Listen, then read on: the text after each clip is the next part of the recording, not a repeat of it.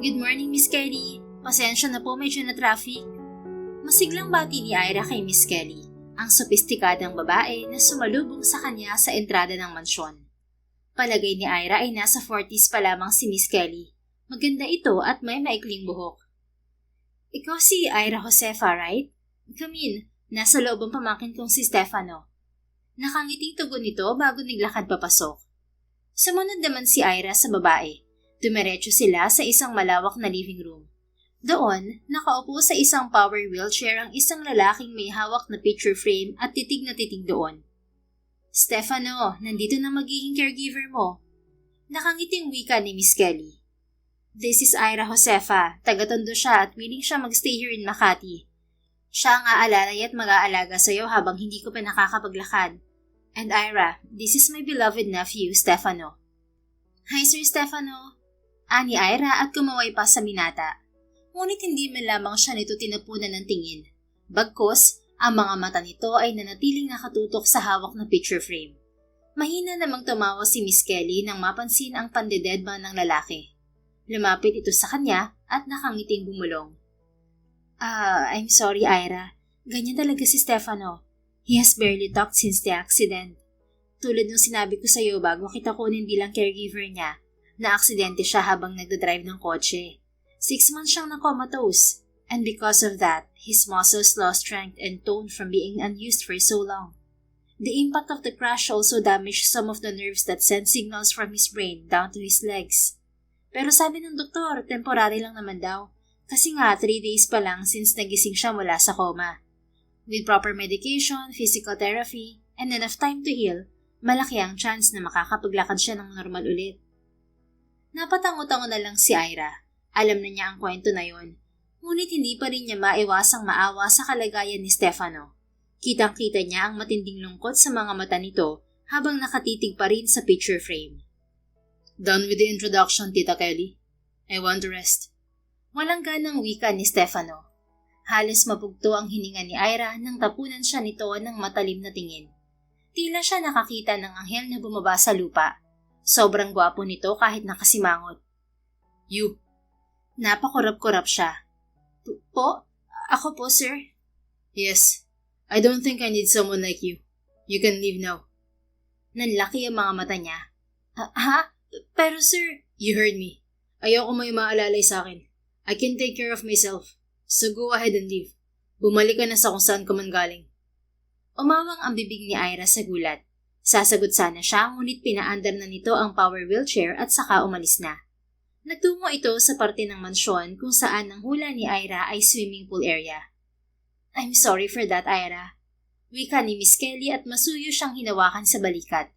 Nginitian siya nito. Ayos lang po yun, Miss Kelly. Maraming beses na po ako nakasalamuhan ng mga katulad ni Sir Stefano. Sa 25 years ng buhay ko, sanay na po ako masungitan o masigawan ng mga inaalagaan ko.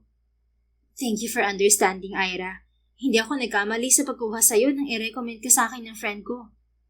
Opo, si Ma'am Cora po.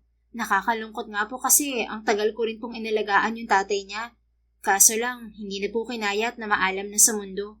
Akala ko nga po wala nang kukuha sa akin ulit. Mabuti na lang po at nagtiwala kayo sa akin. Of course, magaganda ang mga naririnig ko tungkol sa'yo. At alam ko na kaya mong maging immune sa kasungitan ng pamangkin ko. I'm sorry again for his attitude. He has become like that since the accident. Galit siya sa lahat. Ayaw niyang magpatulong sa kahit sino. Mana siya sa kapatid ko. Yung mismong mami niya, pareho silang may pagkamasungit. Sadly, namatay ang kapatid ko na yun sa panganganak kay Stefano. Ako naman, as Stefano's tita, ayoko mapahamak siya sa pagiging matigas ng ulo niya. I know he's strong. Sanay siyang maging independent. Do you know that he's the former CEO ng kumpanya namin? Pero dahil nga sa accident, ako na munang humahawak sa ngayon ng kumpanya.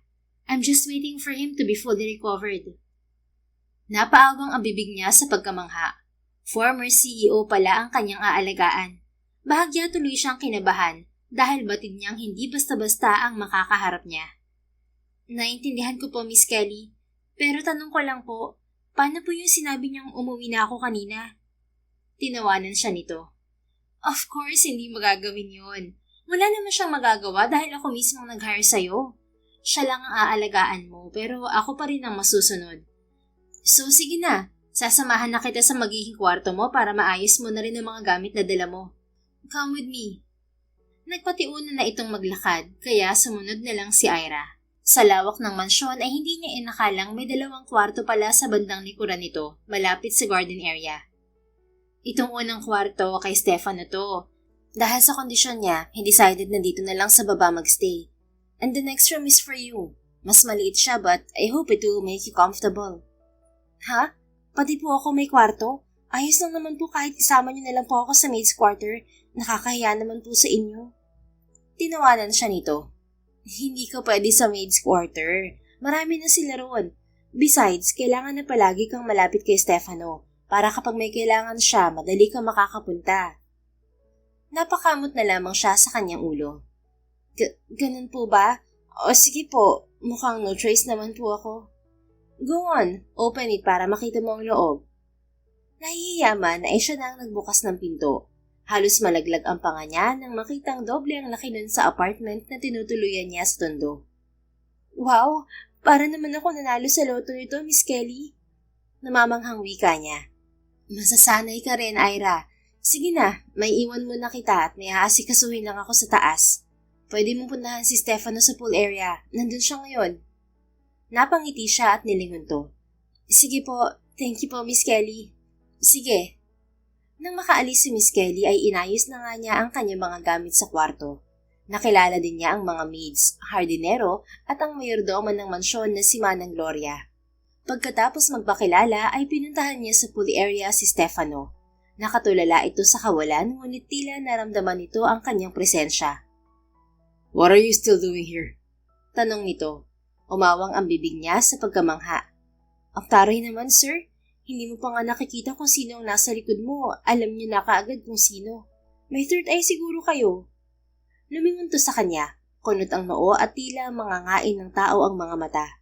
Napalunok tuloy siya. Nakikipagbiruan ba ako sa'yo? Sinong nagsabi sa'yo na pwede mo akong biruin yung ganyan? Sorry po, Sir Stefano. Pinapagaan ko lang naman po ang atmosphere. There's nothing here that needs lightening up.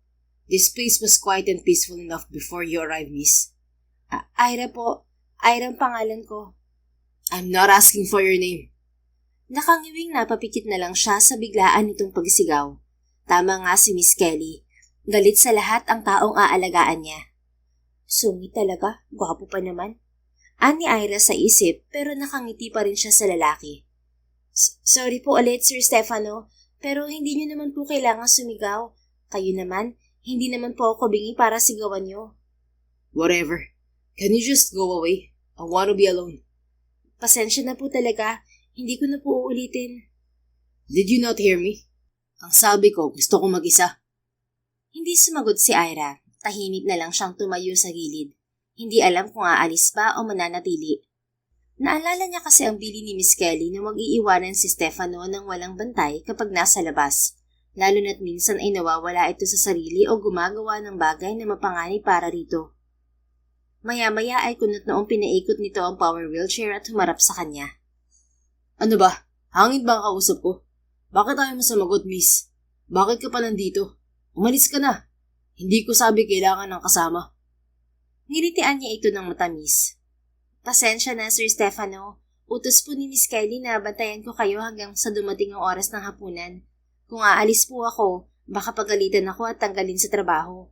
Ayoko naman pong mawalan ng trabaho kasi mahirap po ang buhay ngayon. Alam mo naman po ang nangyayari sa Pilipinas. Do I look like I wanna hear that issue? I have my own problem, miss. Ira nga po. Alright, Ira. Can you just leave? Kaunti ka na lang sa akin. Ang hilig mo sumagot. Napangiti na lang siya. Sir, nagbabanta ka ba? Sa lagay niyo na yan? At sa tingin ko naman, hindi kayo yung tipong bayolente. May anger issue, oo. Pero ang manakit? Hindi siguro. Kasi kung kaya nyo, dapat nag-warning na sa akin si Miss Kelly. What the hell are you saying? Sabi ko umalis ka na. Huwag mong gamitin si Tita Kelly para magstay ka rito. I know that's just an excuse for you to get close. To show off how capable you are. And to pretend to be kind. Just like everyone else.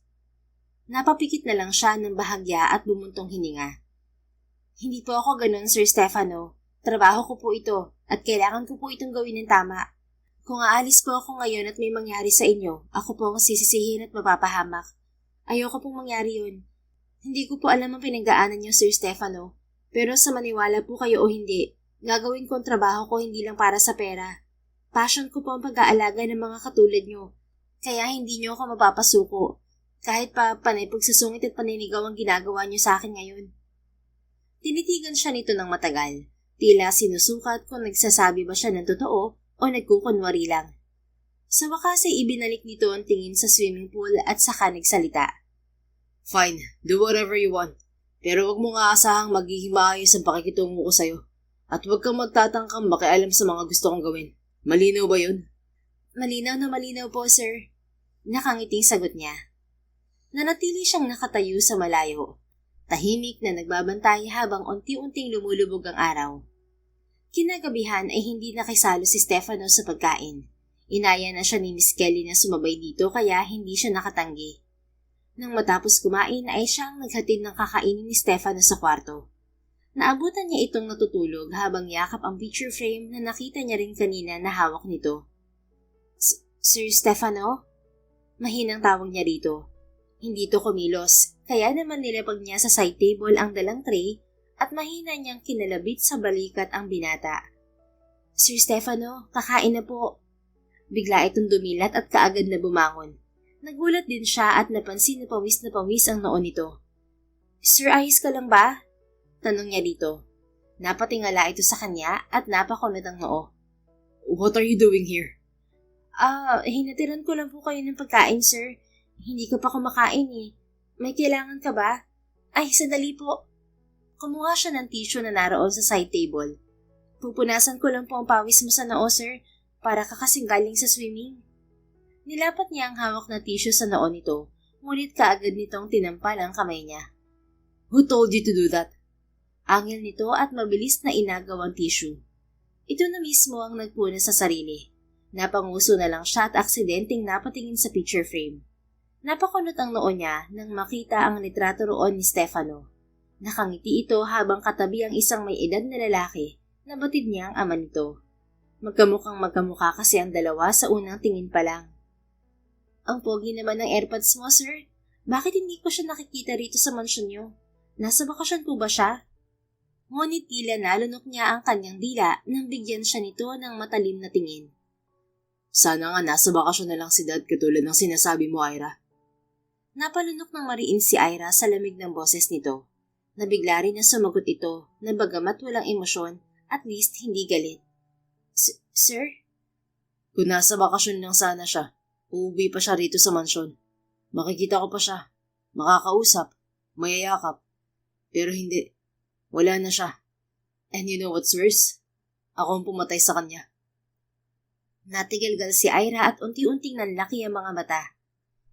Sir Stefano? He's dead. Kasama ko siyang na-aksidente. I was driving the car. I lost control and then it just happened. I woke up from a coma and he didn't. Nag-init ang mga mata ni Ira. Nanigas ang buong katawan niya habang pinapanood kung paano lamunin ng sakit ang pighati sa mga mata ni Stefano. Sir, sorry po. Hindi ko po alam ang tungkol dyan. Pero sir, mali po na sisihin mo ang sarili mo sa nangyari. Isang mapait na tawa ang pinakawalan nito. Akala mo ba hindi ko rin yan inisip nun? Akala mo ba hindi ko sinubukang sabihin sa sarili ko na aksidente lang ang nangyari? Na hindi ko sinasadya? But Ira, I was the one holding the steering wheel. I was the one driving. If only I'd been more careful, he'd still be alive today. He'd still be here. Still smiling. Still telling stories. Still calling me his son. But damn, I killed him. Naiintindihan mo ba yun, Ira? Ha? Hindi na malaya ni Ira ang pagtulo ng kanyang mga luha. Nalulunod ang kanyang puso sa labis na awa para sa binata. Hindi siya makasagot. Kanina lang, napanaginipan ko si Dad. Lumuluhang dagdag nito. And you know what? He was smiling at me. Nakangiti siya na para bang hindi ako ang dahilan kung bakit siya namatay. Can you imagine that, Ira? I didn't see any trace of anger. No hate, no blame in his eyes. Nothing. He just looked at me like he always did. full of love, like nothing ever happened. Parang sinasabi niya sa akin na ayos lang ang lahat. Na mahal pa rin niya ako kahit na ako ang dahilan ng pagkawala niya. Napahagulhol ito. Ibinaon ang muka sa mga palad habang nanginginig ang buong katawan. Gagawa ko, di ba? Ako ang tumapo sa buhay niya.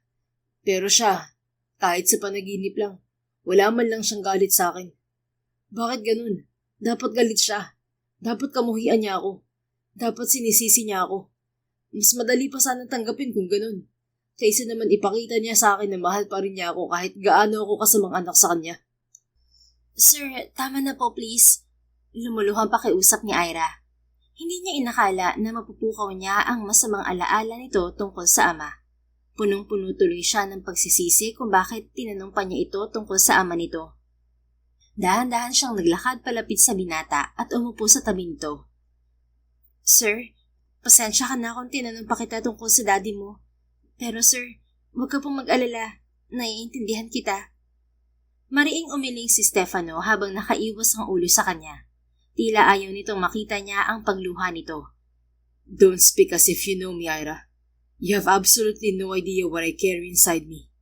You don't know what it feels like to have your entire life shattered in just one night. You don't know what it's like to wake up after 6 months in a coma, only to find out your father is gone, and that you were the reason why he died. Kaya wag kang magpanggap na naiintindihan mo ako. You're just a stranger to me. No matter what you do, no matter how kind you try to be, you will never be able to bring back what I lost. Dahan-dahang umiling si Ira. Puno ng awa ang dibdib para sa binata. Mali po kayo doon, sir. Hindi ko man po naranasan ang eksaktong sitwasyon mo. Alam ko po kung paano masaktan, kung paano magsisi, at kung paano magtanong sa Diyos kung bakit kailangan mangyaring lahat ng yun. Pero naniniwala ako na kung naririnig ka ng daddy mo ngayon, ako nakikita ka niya mula sa itaas. Hinding-hindi po siya matutuwa na nakikita niya ang ginagawa mo sa sarili mo, Sir Stefano. Tumahimik sandali si Ira bago siya nagpatuloy ng mas malumanay pa. Alam mo po ba, sir, ang pagmamahal at pag-alala sa isang tao, hindi nasusukat sa pagpapahirap sa sarili. Ang tunay na magpapasaya sa kanila ay ang pagpapatuloy ng mga iniwan nilang mahal sa buhay. Kayo po ang nabuhay dahil may dahilan. Maraming dahilan na hindi mo pa alam sa ngayon, pero naniniwala ako na darating ang panahon na maiintindihan mo rin, sir. Umusad siya ng kaunti palapit sa binata, sapat lang para hindi sila magdikit. Hindi ko po sinasabing madali to, sir. Alam ko pong sobrang bigat at hindi mawawala ang sakit. Pero sir, ang bawat hakbang na gagawin mo, bawat ngiti na muling nilitaw sa labi mo, yun po ang magiging buhay na alaala niya. Hindi po siya nawala ng tuluyan dahil nakatatak pa rin siya sa puso mo. Dahan-dahan na napalingon sa kanya si Stefano. Tumigil na ito sa pagluha, ngunit pakas pa rin ang sakit sa mga mata. Ngumiti siya rito at nagpatuloy. Nandito lang po ako para samahan ka habang dinadala mo yung bigat sa dibdib mo, sir. Hindi ko po kukunin yung sakit, pero tutulungan po kitang pasanin yan hanggang sa maging mas magaan na para sa'yo. Sa unang pagkakataon, hindi na sumagot ng pabalang si Stefano sa kanya. Nakatitig na lang ito sa mga mata niya na tila ba isa siyang balon na nais nitong suungin. Inalis niya ang bara sa kanyang lalamunan at napaiwas ng tingin.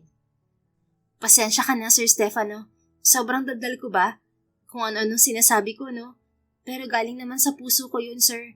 Gusto ko lang pagaanin ng loob mo kasi ako ang nag-trigger sa'yo eh. Huwag ka na po sanang magalit. Promise po, mula ngayon, hindi na po ako magtatanong tungkol sa daddy mo. Hindi ulit ito sumagot. Napabuntong hininga na lang ito at pinunasan ang mga luha sa pisngi. Kaya naman nagpatuloy siya sa pagsasalita. Sir Stefano, gusto ko lang din sana sabihin sa'yo na hindi ko sinabi ang mga yon para lang pag-aanin ng loob mo. Based on my experience din po yun. Kung hindi mo na itatanong, lumaki po ako sa ampunan. Napalingon to sa kanya, tila hinihintay na ituloy niya ang kanyang sinasabi.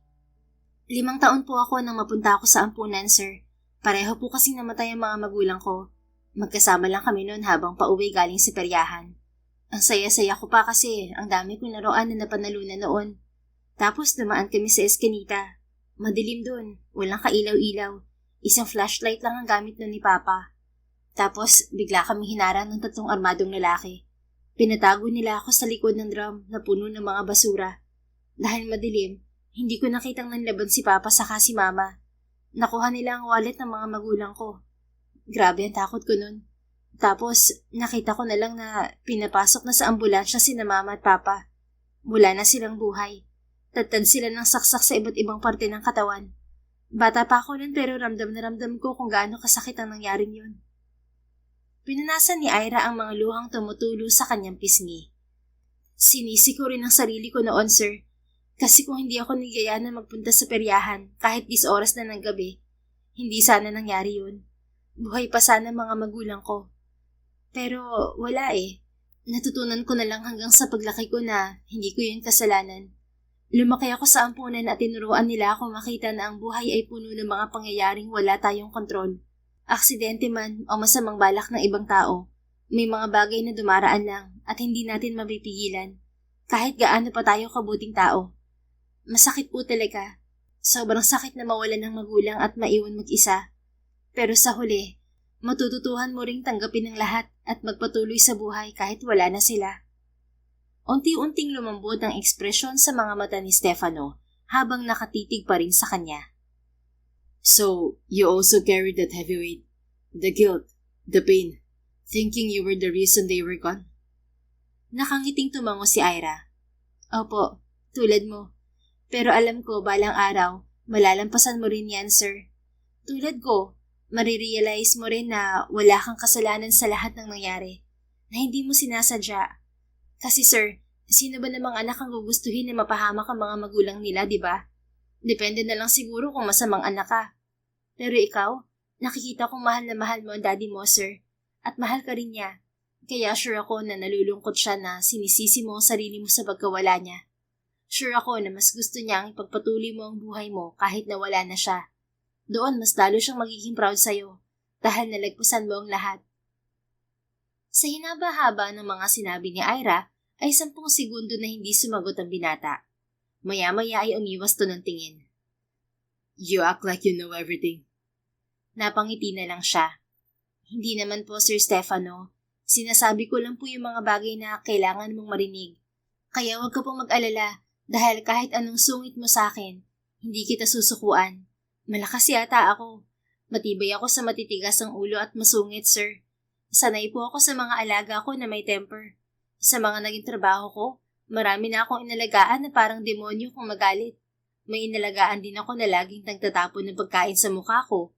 Pero heto pa rin ako. Buhay na buhay at maganda pa rin.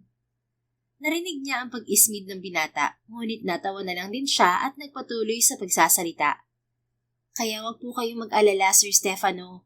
Kahit siguro ibuhos niyo sa akin ang lahat ng sama ng loob mo sa mundo, o kaya itapon mo mga gamit ko sa labas, babalik at babalik pa rin ako. Matibay po ako. Parang yung lastiko na kahit anong banat mo, babalik din sa dating ayos. O kaya parang tinga na mahirap alisin sa ngipin. Humagikik siya matapos sabihin yon. Napailing-iling na lang sa kanya ang binata. Ang daldal mo, tangkulit. Aba, dapat lang sir. Kasi kapag hindi ako madaldal, maboboard ka. Napapikit na lang si Stefano at napabuntong hininga ng malalim. Tila ba gustong-gusto na nitong mainis pero hindi nito magawa. Sa isip-isip ni Ira, mukhang di magtatagal, makukuha din niya ang loob nito. Kailangan lang talaga nito ng kausap at tagapakinig sa mga hinaing nito na sinisimulan na nga niyang gawin. You're crazy, Ira. Mahina at walang gana nitong wika. Ngunit hindi na bakas roon ang talim ng mga salita. Baliw po sa trabaho, sir. Alipin po ako ng trabaho eh. Huwag po kayong mag-alala, safe ka po sa akin. Hindi kita pipilitin magkwento at mumiti. Pero pasensya na lang po kung mapapansin mo na palagi ako nasa paligid. Kasi po yan ang trabaho ko, ang maging anino mo. Pero ako yung mabait na anino hindi po yung nakakatakot. Iba na yun eh. Whatever, Ira. Sige na, lumabas ka na. Sige po, lalabas na po ako. Sana gumaan po ang dinadala mo kahit papano. Basta po kapag kailangan mo ako, tawagin mo lang po ako sa intercom. Nasa kabilang kwarto lang po ako. Napabuntong hininga ito. Oo na. Leave me alone. Gusto kong kumain mag-isa. Nang tahimik. Napangiti siya ng malaki at tumayo na. Okay sir, eat well. Tumalikod na siya at lalabas na sana ng kwarto nang magsalita itong muli.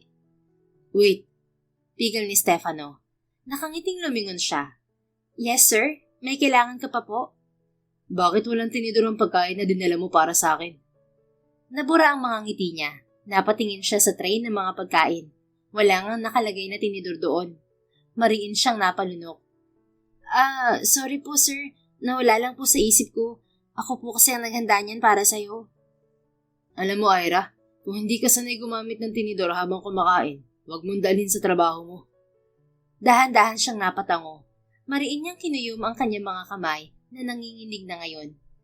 Pasensya na po ulit, Sir Stefano.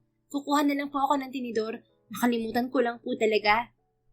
Nagmadali na siyang lumabas at nagtungo sa kusina upang kumuha ng tinidor. Napatigil siya at napatitig na lamang sa mga tinidor na nasa harap niya. Nanginginig ang mga kamay na kinuha niya ang isa ron. Ira, ayos ka lang ba? Bakit tinititigan mo yung tinidor? Tanong sa kanya ng mayordomang si Manang Gloria. Hindi niya ito nasagot dahil nag-umpisang dumaloy muli sa alaala niya kung paano siya gumamit noon ng tinidor upang ipagtanggol ang sarili. Ayoko na. Tama na. Mariing bulong niya at tumikit ng mariin. Nabitiwan niya ang hawak na tinidor at bumagsak sa sahig. Parang hindi siya makahinga at sobrang lakas din ng kabog ng kanyang dibdib. Diyos ko, Ira, ano bang nangyayari sa'yo? Nilapitan siya ni Manang Gloria at hinawakan sa magkabilang balikat. Ira, ano? Sumagot ka naman. Kinakabahan ako sa iyong bata ka eh. Manang Gloria, ano? Bakit ka nagkakaganyan? Sabihin mo nga sa akin. Dinilat niya ang kanyang mga mata. Pasensya na po kayo. Pwede po bang ikaw na lang ang maghatid ng tinidor kay Sir Stefano? Gulat siya nitong tinitigan.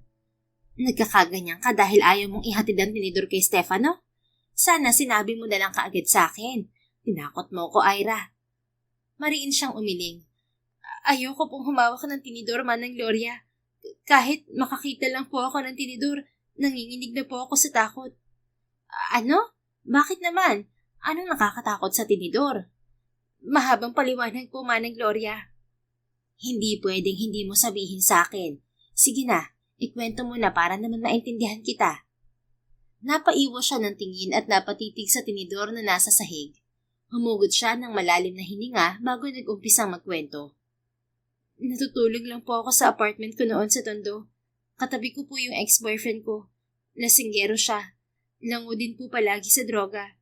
Bago po yun, nagsabi na ako sa kanya na hihiwalayan ko na siya dahil sa ginagawa niya. Nag-request siya sa akin na makikitulog muna siya sa apartment ko. Hindi na ako nakatanggi kasi huling beses naman na po yun. Pero naalimpungatan po ako kasi naramdaman ko may sumasaka sa akin. Yung ex-boyfriend ko pala. Siyempre, pumalag po ako. Tinulak ko siya. Tumakbo po ako sa kusina. Inunahan ko siya sa pagdampot ng kutsilyo. Dumampot naman po siya ng tinidor at sinubukang isaksak sa akin. Mas malakas siya kaya naagaw niya sa akin ng kutsilyo. Nagabulan kami sa dilim ng kasada sa labas. Panaisigaw ako ng saklolo pero tulog na po mga kapitbahay. Naabutan niya po ako at sinakal habang nakahiga sa lupa. Nahulog niya yung tinidor sa tabi ko. Inundayan po niya ako ng kutsilyo pero naunahan ko siya. Tinusok ko yung tinidor sa mismong mata niya kaya nakaligtas ako.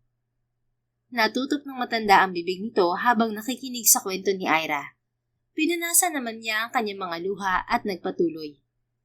Umalis po ako ng gabing yun. Lumipat ako ng ibang apartment. Natakot po ako magsumbong sa mga pulis kasi baka mabaliktad po ako. Hindi na rin po kami nagkita ulit ng ex ko.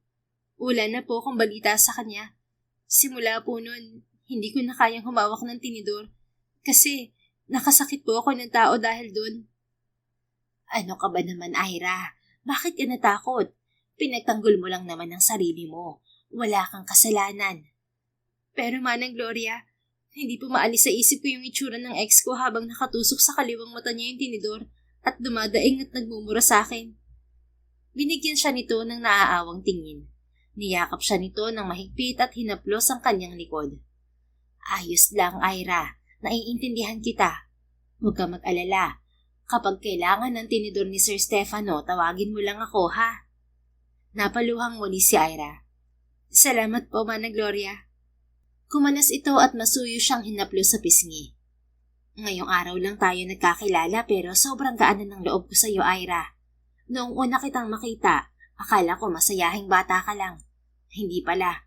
May mga nakaraan ka palang hindi maganda. Salamat po sa pag-intindi, Manang. Kayo na po munang bahala kay Sir Stefano. Pakisabi na lang po na sumama bigla ang pakiramdam ko. Oo, ako na bahala. Sige na't magpahinga ka na, Ira. Napangiti siya sa kabaitan ng matanda. Sinamahan pa siya nitong pumasok sa kanyang kwarto bago hinatid ang tinidor kay Stefano. Kinabukasan, maagang gumising si Ira upang ipagtimpla ng tsaa si Stefano. Ayon kay Manang Gloria, hindi raw nagkakape ang binata at may paboritong tsaa ito na gusto laging inumin. Nasa office ang binata kaya doon niya ito pinuntahan. Good morning, Sir Stefano. Nakangiting wika niya pagkasarado niya ng pinto. Grabe ka naman, sir. Maaga na nga akong gumising pero naunahan mo pa ako. At talagang hindi mo ko tinawag. Para saan pa't naging caregiver mo ko, sir? Mula sa binabasang dokumento ay nag-angat ito ng tingin sa kanya. Daig pa nito ang pinagsakluban ng langit at lupa dahil sa nakasimangot nitong muka. Nasaan ka kagabi, Ira? Inutusan kitang kumuha ng tinidor, pero nawala ka na lang na parang bula. Bakit mo pinagawa kay Manang Gloria ang inuutos ko sa'yo?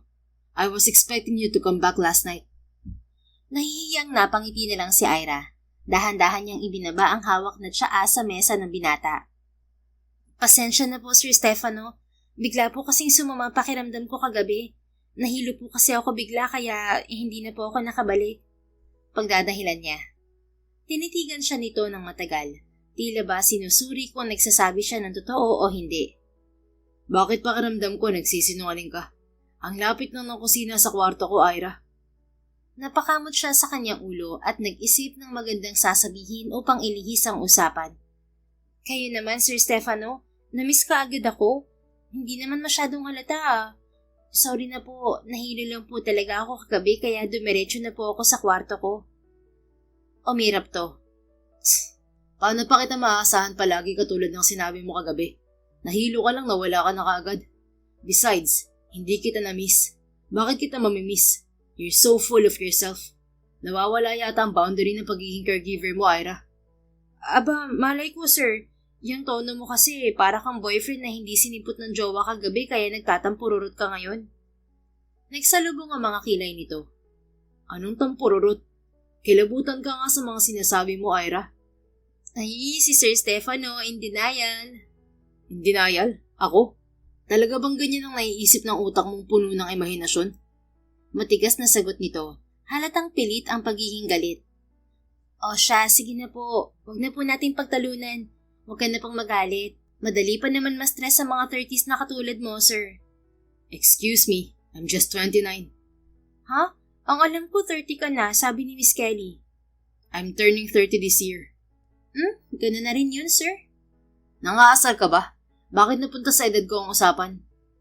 Hay nako, umiinit na naman ang ulo mo, sir. Sige ka, papangit ka. Pero sorry na nga po sa nangyari kagabi. Alam ko naman po sa puso ko na hinahanap-hanap mo ang presensya ko eh. Ayan o, kanina ka pa nagsasalita at kinakausap ako. Imbes na basahin yung mga papel na hawak mo. Nangulila ka lang talaga sa ganda at talino ko kagabi kaya ka nagagalit ngayon. Aminin mo na, sir. Napabuntong hininga na lang si Stefano at ibinalik ang tingin sa binabasa. Ngunit kitang-kita ni Ira na hindi naman talaga ito nakatuon doon. Dahil paulit-ulit itong kumukurap at lihim na sumusulyap sa kanya. Marahas itong napabuntong hininga at muli siyang tinitigan. What are you still doing here, Ira? Hala, hindi mo ide-deny yung sinabi kong nangulila ka lang sa ganda at talino ko kagabi, sir? Napahilot ito sa sentido at napaismid. Ganda at talino? Ang dami mong sinasabi, pero kahit paghatid ng tinidor, hindi mo nagawa kagabi. Si sir naman, huwag na kayong magtampo. At saka hindi naman po ako robot. Napagod lang po siguro ako kahapon kaya nahilo ako. Tao lang din po ako, nagkakamali, napapagod. At higit sa lahat, nagpapaganda pa lalo araw-araw.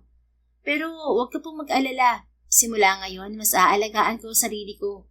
Bawal ako magkasakit kasi namimiss mo ako kaagad eh. Nahirap na. Tumingin ito ulit sa kanya. Seryoso ang muka pero may halong pangaasar sa mga mata. Nangiinis ka ba talaga, Ira? Napangiti siya ng alanganin.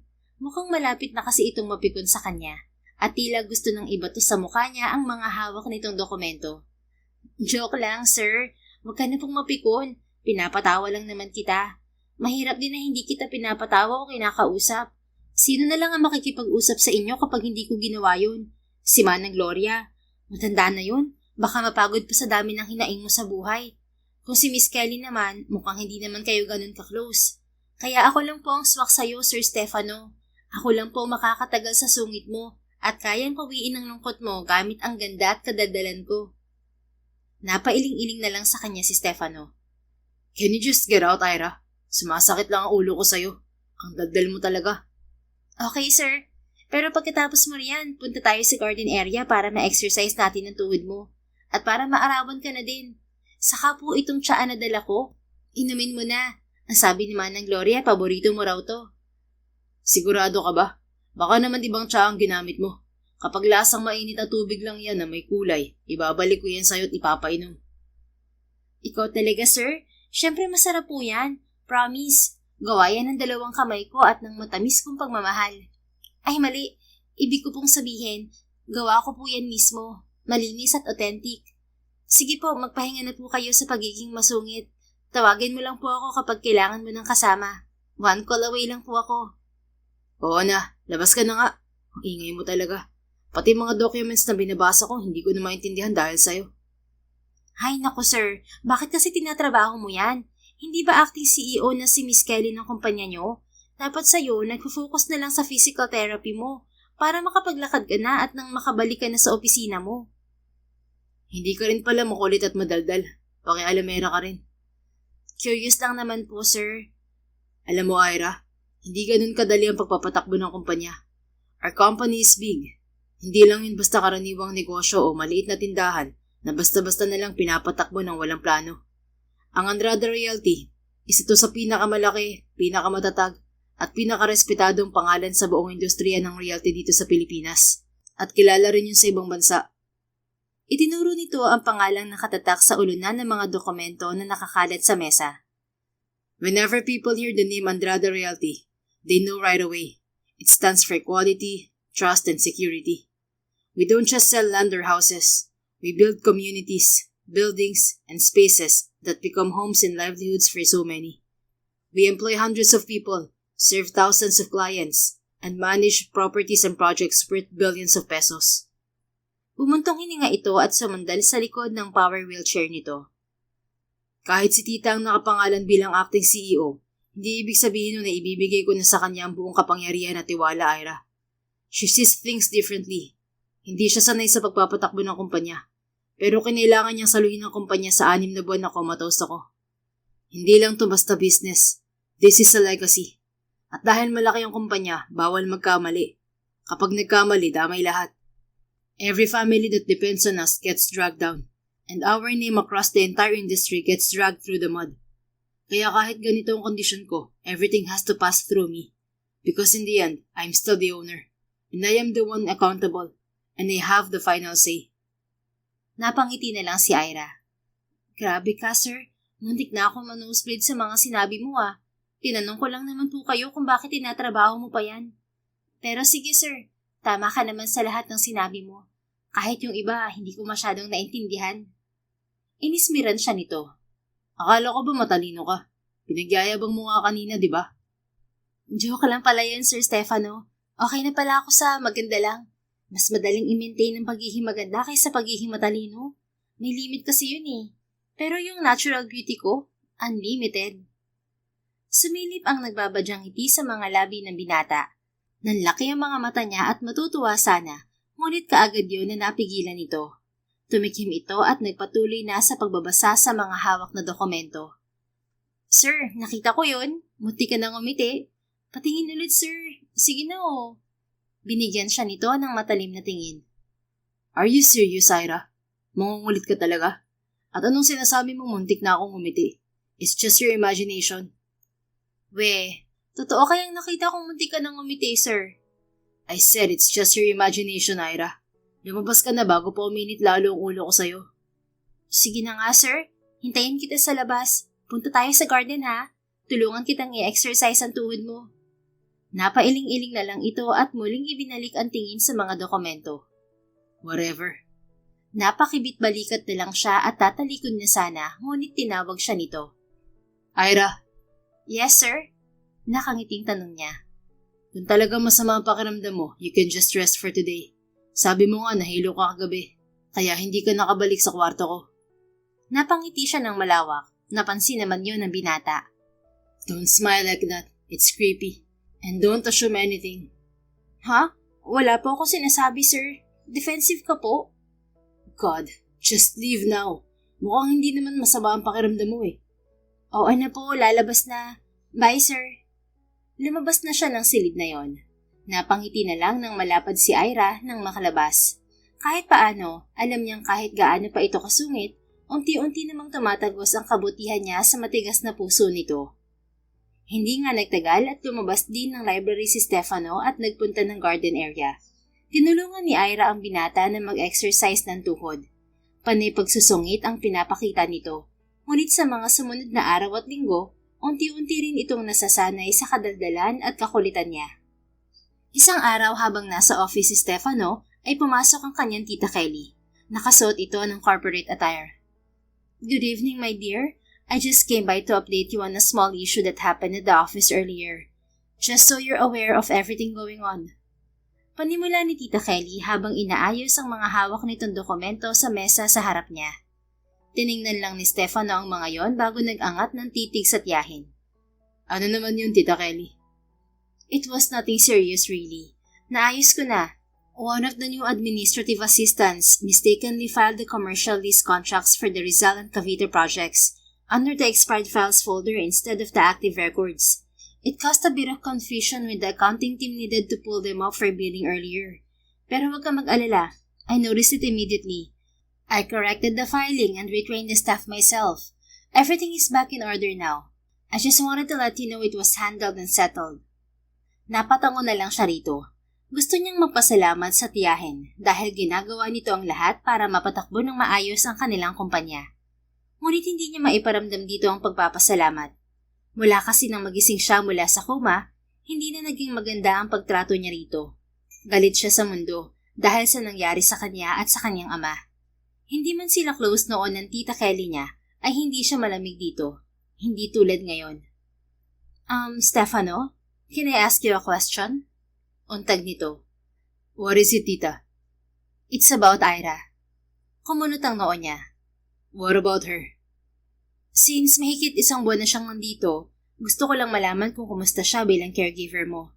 I mean, naging busy kasi ako this past few weeks. Hindi kita nakakamusta. Hindi ko rin siya natatanong kung kumusta ang trabaho niya. Alam mo naman na gusto ko lang na maging maayos ang kalagay mo palagi. I hope you don't mind me asking. As your mother's younger sister, kailangan kong malaman ang kalagayan mo. Bumuntong hininga siya at inalala si Ira. Makulit ang dalaga, madaldal at masayahin. At tama ito, maganda nga ito. Mula na dumating to, hindi na naging tahimik ang buhay niya. Ngunit kasama ng pagdating nito sa kanyang buhay, ang pansamantalang pagkalimot niya sa mga masasamang alaala niya sa aksidenteng nangyari dati. Hindi niya namalayan na napapangiti na siya nito. I'm getting better every day, Tita. Aside from attending those physical therapy sessions, nakakatulong din ang pag-exercise ng tuhod ko araw-araw. Tinutulungan ako ni Ira. And speaking of Ira, that woman is different, Tita Kelly. Kahit anong sungit ko, walang talab sa kanya. Manhid ba siya? Natawa ito at tila namamanghang nakatitig sa kanya. I could see na maganda na idudulot niya sa'yo. Talagang madaldal si Ira kaya hindi maboboard ng sino man sa kanya. Madalas din na may sense palagi ang mga sinasabi niya. Matalino rin siya. You're right.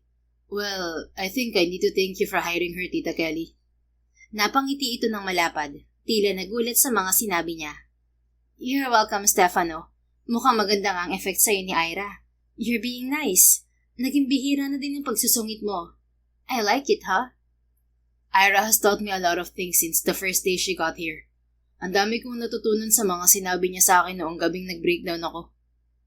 I'm happy to see that smile on your face, my dear nephew. Sana pala matagal ko na siyang kinuha. Sasagot sana siya, ngunit may kumatok sa pinto at sumilip si Manang Gloria. Stefano, dala ko na tanghalian mo. Anang matanda at naglakad na palapit sa kanya bitbit ang isang tray. Napakunot ang noo niya. Where's Ira, manang? Bakit hindi siya naghatid ng pagkain ko ngayon? Inilapag muna nito ang dalang tray na may mga pagkain sa kanyang mesa bago sumagot. Umalis si Ira, nagpunta siya ng palengke at may bibilhin daw siya. Ang sabi niya ibabalik din naman siya kaagad. Ano namang bibilhin niya ng ganitong oras? At bakit hindi siya nagpaalam sa akin? Maybe ayaw kanyang maistorbo dahil nandito ka sa office mo. Singit ng kanyang tita Kelly. Don't get mad at her. Baka importante lang ang bibilhin niya. Wala namang problema ron, Stefano. Napasandal siya sa kanyang wheelchair at napabuntong hininga. Mahirap ba magpaalam sa akin? Nagagawa nga niya akong istorbohin palagi kahit nandito ako sa office. Bakit hindi niya nagawang magpaalam ngayon? Tumawa ang kanyang tiyahin. Relax, Stefano. Bakit nagagalit ka kaagad? Saan ka nagagalit? Dahil umalis siya o dahil hindi siya nagpaalam sa'yo? What? Anong klaseng tanong yan, Tita Kelly? Ayun lang, hindi masagot. Mapang-asar na wika ni Manang Gloria. Nagkatinginan pa ang dalawa at nagpalitan ng mapang-asar na mga ngiti. Ano yan? Bakit ganyan kayo makangiti? Are you teasing me with Ira? She's my caregiver. Hindi pwedeng aalis siya nang hindi nagpapaalam sa akin. Huwag niyong bigyan ng mali siya, okay?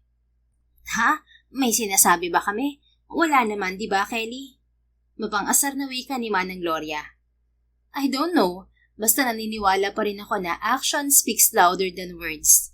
Natatawang segunda naman ng kanyang tita Kelly. Napahilot na lang siya sa sentido. Alam niyo, pwede na kayong lumabas. May mga babasahin pa akong documents. Sige, update na lang kita ulit, Stefano, kapag nakabalik na si Ira. Wika ni Manang Gloria. No need. I'm not waiting for her. Tinaasan siya ng kilay ng kanyang tiyahin. Muling nagkatinginan ang dalawang babae at napakibit-balikat na lang bago naglakad palabas. Nang maiwan siyang mag-isa ay kumain na lang siya. Hindi pa man siya natatapos sa pagkain nang may kumatok na naman ulit sa pinto. Sumilip ang nakangiting si Ira. Pumitlag ang kanyang puso sa tuwa nang makita ito. Ngunit naalala niyang naiinis siya rito. Kaya naman sumimangot siya at tumigil sa pagkain. Sir Stefano, kumakain ka pala. Pwedeng pumasok? Kapag sinabi kong hindi, papasok ka pa rin naman. Nakasimangot na tugon niya. Sungit naman, pero papasok na ako, sir, ha? Tumawa ito at saka tuluyan ang pumasok at naglakad palapit sa kanya. Napansin niyang may tinatago ito sa likod. Ano yan nasa likod mo, Ira? Lumapad ang mga ngiti nito at pinakita ang nasa kamay. Isang maliit na plastic kung saan naroon ang mga yema. Nakabalot pa yon sa kulay ginto na wrapper. May nakasulat na special yema sa labas ng plastic nito. Nag-crave po ako sa yema kaya nagpunta ako sa palengke sandali. Ganito po ako tuwing may dalaw ako. Mahilig sa matatamis. Tapos naalala ko na bilhan ka rin. Ang sabi kasi ni Manang Gloria, mahilig ka raw sa matamis. Kinuha yun ni Stefano at nilapag sa gilid ng kanyang mesa. Gusto niyang matuwa dahil naalala siya nito. Ngunit naiinis pa rin siya. You know what, Ira? One of the things I hate the most is when people leave without saying a word or letting me know. Nabura ang mga ngiti nito. Sir, pasensya na. Alam ko naman po kasi na makakabalik din ako kaagad dito. Sumakay naman po ako ng tricycle. Mas natagalan lang ako ng kaunti kasi nilakad ko papuntang guardhouse. Sorry na, sir. Kung gusto mo ng yema, sana nagpabili ka na lang sa isa sa mga maid. Hindi yung ikaw pa ang lumabas, ni hindi ka nagpaalam sa akin. Ayoko nang maulit pa to, Ira, ha? Oo na, sir. Pasensya na talaga. Ikaw naman? Namiss mo na naman ako kaagad? Hindi ako nakikipagbiruan sa iyo, Ira. Napanguso ito at hindi nakasagot. Napailing na lang siya at kakain na sana ulit nang mahagip ng kamay niya ang tinidor at pumagsak yun sa sahig. Ako nang pupulot, sir. Lumapit ito at yumuko sa sahig upang pulutin ang tinidor. Ngunit natigilan ito. Tila nawalan ng kulay ang mukha nito habang nakatitig sa tinidor na nasa sahig. Hey, Ira, what's happening to you? Nagtatakang untag niya rito. Kaagad itong tumayo. Napansin niya ang nanginginig nitong mga kamay na mabilis nitong naitago sa likod. Ni hindi ito makatingin sa kanya ng diretsyo. Ira, is everything okay? Namumutla ka. Ayos lang po ako, sir. Nahilo lang po ako. Mainit kasi sa labas kanina. Alam mo na, tumitindi ang global warming. Pilit na pagbibiro nito. Hindi kayang maniwala ni Stefano sa mga pinagsasasabi ng dalaga.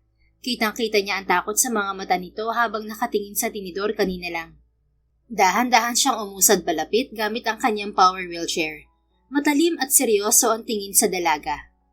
You're lying, Ira. You think I wouldn't notice? Mahigit 1 buwan na tayong magkakilala. Basa na kita. Hindi ka mamumutla ng ganyan dahil lang sa init. Ayos ka naman kanina pero bigla kang namutla nang makita mo ang tinidor. Para kang nakakita ng ahas o patalim. Napalunok si Ira at dahan-dahang umatras palayo sa kanya. Parang natatakot na mapalapit palalo sa bagay na nasa sahig. Wala po talaga yun, sir. Nahilo lang po ng kaunti. Pagod lang po siguro. I don't like it when you keep things from me. Isa pa yan sa mga ayaw ko. Yung tinatago mo ang totoo at nagpapanggap na maayos ang lahat. Tumingin siya sa tinidor na nasa sahig, bago ibalik ang tingin sa dalaga na halos manginig na sa kinatatayuan. Hindi ako tanga, Ira. Noong unang araw mo pa lang dito, noong pinakuha kita ng tinidor, hindi ka na bumalik at pinahatid mo na lang kay Manang Gloria. Sa mga sumunod na araw at linggo, palagi mong tinatakpan ng tissue ang tinidor na hinahatid mo sa akin, kasama mga pagkain ko. Ibang kasambahay na rin ang kumukuha ng mga pinagkainan ko. Tapos ngayon nakita mo mismo sa sahig ang tinidor, para kang nakakita ng multo. Lahat ng yun konektado, di ba? Napalunok ito ng mariin. Tila nais nitong magsalita, ngunit inunahan na ng panunubig ng mga mata. Sorry, sir. Anito at mabilis na naglakad palabas. Napabuntong hininga na lang si Stefano, habang malalim ang iniisip. Maya-maya ay lumabas na siya ng office at hinanap si Ira. Nakasalubong niya sa living room si Manang Gloria at tinanong niya rito. Manang Gloria, did you see Ira? Matamlay itong napabuntong hininga. Nako, Stefano, nagkulong sa kwarto. Mukhang na-trigger na naman ang trauma niya sa tinidor. Kumunot ang noo niya. She has trauma? Sa tinidor? How come I didn't know that? Napatakip ito sa bibig. Hindi mo alam? Hindi ba niya sinabi sa'yo? Wala siyang binabanggit sa akin, Manang Gloria. Can you enlighten me? Anong meron sa tinidor at takot na takot siya katulad kanina? Akala ko pa naman alam mo na. Matagal ko na pong napapansin na parang ayaw niyang humawak ng tinidor. Pero kanina, dun ko napansin ang kakaibang takot sa mga mata niya. Ano po bang nangyari sa kanya dati? Muli itong bumuntong hininga. Alam mo, hindi dapat ako nagsasabi sa iyo nito. Pero alam ko naman na kukulitin mo lang ako. Yang si Ira, may dating nobyo, na muntik na siyang patayin. Pinilit niyang lumaban hanggang sa matusok niya ng tinidor ang mata ng kanyang dating kasintahan. Kaya ayun, nagdulot yun ng trauma sa kanya. Naaalala daw niya na nakapanakit siya gamit ang bagay na yun. Umawang ang bibig ni Stefano. Pilit pinoproseso sa kanyang utak ang mga nalaman tungkol kay Ira. Maya-maya ay unti-unting kumuyom ang kanyang mga kamao. Nasabi ba sa inyo ni Ira kung nasaan ang lalaking yun? Hindi na raw niya alam. Ayoko na rin tanungin siya ng tanungin dahil nanginginig talaga siya noon habang kinakwento sa akin. Mabuti nga't sinabi niya sa akin ang nakaraan niya kahit may trauma siya. Nagsalubong ang mga kilay niya. You mean to tell me that man is walking around freely? Tama. Hindi na nga siya sinumbong ni Ira sa mga pulis kasi takot siyang mabaliktad. Hindi ba nga natusok niya yung mata ng lalaking yun? Adik daw yun, sabi ni Ira. But it was self-defense, Manang Gloria. Yun na nga sinabi ko sa kanya. Pero mahirap kasing ipilit sa kanya yung bagay na yun. Natakot siya at naiintindihan mo naman siguro yon. Marahas na napabuntong hininga siya. Nagngangalit ang kanyang dibdib sa galit. Kahit hindi niya personal na kilala ang dating nobyo ni Ira, ay tila nais niya itong parusahan sa paraang alam niya. Dahil sa lalaking yun nagkaroon ng trauma ang isang katulad ni Ira. Who would have thought that someone as loud and lively as Ira is hiding such deep trauma? Wika niya. Kaya nga sa likod pala ng mga ngiti niya, may malalim pala siyang sugat. Naaawa nga ako sa batang yun, o lila na rin. Napailing siya at pinaandar ang kanyang wheelchair. Saan ka pupunta? Habol na tanong sa kanya ni Manang Gloria. I'm going to talk to her, Manang. Dire-diretso siyang nagtungo sa pinto ng kwarto ng dalaga. Kinatok niya ito. Ira, open this door. Let's talk. 10 segundo ang lumipas at dahan-dahang bumukas ang pinto. Bumungad si Ira na ngayon ay nakangiti ng pilit sa kanya. Sir Stefano, bakit po? May kailangan ka? Bakit hindi mo na lang ako tinawag sa intercom? I wanna talk to you. Pwede ba akong pumasok sa kwarto mo? Bakit, sir? Anong pag-uusapan natin? Tungkol ba to sa inasta ko kanina? Pasensya na talaga, sir. Nahihilo lang talaga ako kanina. I told you, Ira. I'm not stupid to believe that. Hindi pagkahilo ang nakita ko sa'yo kanina. You were scared. At nalaman ko na kay Manang Gloria ang totoo. Nanlaki ang mga mata nito. Sir? Let's go inside. Mag-usap tayo. Dahan-dahan nitong tumango at niluwangan ang pinto ng kwarto upang makapasok siya. Pagkasara nito ng pinto ay umupo ito sa kama at humarap sa kanya. Nasabi na pala sa'yo ni Manang Gloria? Wika nito habang nakababa ang tingin sa sahig. Nilalaro nito ang mga kuko sa kamay. Yes, alam ko na kung bakit ganun ka mag-react sa tinidor. It's because of your ex-boyfriend, right? Napapalunok na tumango ito bilang sagot. Nasabi na rin po siguro ni Manang Gloria kung bakit. Yes, and I want you to tell me his name. Gulat na nag-angat ito ng tingin sa kanya. Bakit mo gustong malaman ang pangalan niya, sir? I want him to be punished. Pero siya ang nasaktan, sir, hindi ako. He tried to kill you. It was self-defense. Kung hindi mo ginawa yun, baka ikaw ang napatay niya. And it doesn't change the fact na sinubukan kanyang patayin. Drug addict pa siya. Pero hindi naman na kailangan, Sir Stefano. Hindi naman niya ako nasaktan nun. Ayoko na kasing maungkat pa ang nakaraan. At hindi ko na rin alam kung nasa na siya. Ayoko na rin makita pa siyang muli. It doesn't matter kung hindi mo alam kung nasan siya ngayon. Ipapahanap ko siya. I can do it. Just give me his name. Pero sir... One more thing, Ira. From now on, I want you to call me by my name. Don't call me sir. Matagal ko nang gustong sabihin sa'yo yan. Nanlaki ang mga mata nito. Bakit naman, sir? Ayoko lang. Ang labo mo naman, sir. Kakasabi ko lang, Ira. Ayoko rin na magpuka. Just treat me as your friend. Napakamot ito sa buhok. Ano ba yan? Nagrereklamo ka ba, Ira? Nakangusong umiling to. Hindi, sir. Ay, Stefano. Ano ba yan? Hindi ako sanay. Get used to it, Ira. Magbalik tayo sa ex-boyfriend mo. I want to know his name para mapahanap ko siya. Wag na kaya. Ayoko na talaga ng gulo. Ayaw mo ba nun? Kapag nahanap ko siya, pwede ko siyang ipakulong sa mga ginawa niya sa'yo noon. Kung kinakatakot mo na maibalik sa'yo ang ginawa mo sa kanya, ikukuha kita ng magaling na abogado para siguraduhin hindi ka mapapahamak at lalabas na malinis ang pangalan mo. Sa batas, pagtatanggol sa sarili ang tawag doon. May karapatan kang iligtas ang sarili mo laban sa taong gustong manakit o pumatay sa'yo. Hanggang ngayon, dala-dala mo ang trauma. Dapat ka mabuhay na walang anumang takot sa dibdib, Ira. Kaya hayaan mo kung ipahanap siya. Lumapit siya ng kaunti, seryoso, at mariing nakatitig sa mga mata ng dalaga. Nakita niya ang paghigit nito ng hininga na tila apektado sa paglapit niya. Alam mo ba kung gaano kahirap para sa akin na malaman na may isang lalaki dyan na nakakalakad ng malaya, natutulog ng mahimbing at nabubuhay ng payapa? Habang ikaw, araw-araw na nabubuhay sa takot at tumatakbo mula sa nakaraan. Nanginginig ka tuwing nakikita ang simpleng tinidor, Ira. Hindi pwedeng palagi ka nalang natatakot. You must face your fears. Napayo ko si Ira. Matagal na kasi yun eh. 5 taon na rin ang nakaraan. Tapos na. Hayaan na lang natin siya. Ayoko nang isipin pa yun. Gusto ko lang ng payapang buhay habang nagtatrabaho rito. Payapa? How can you truly have peace when the person who destroyed you is still roaming freely? Paano ka makakahinga ng maluwag kung alam mong nandyan lang siya at anumang oras ay pwede kang lapitan o saktan ulit? I only found out about this just now, Ira, and I won't stop until I make things right. Napatitig sa kanya si Ira. Bakas ang pagkalito sa bilugan nitong mga mata. Bakit ka ganyan? Wala ka namang kinalaman dito. Mahinang tanong nito. Because you're already part of my life, Ira. Simula nung dumating ka rito, ikaw na ang kasama ko araw-araw. Ikaw ang nag-aalaga at nagpapasaya sa akin. Kaya kung nasasaktan ka o natatakot, apektado ako. You always make me smile. You always take care of me. At tungkulin ko naman ngayon na protektahan ka laban sa nakaraan mo.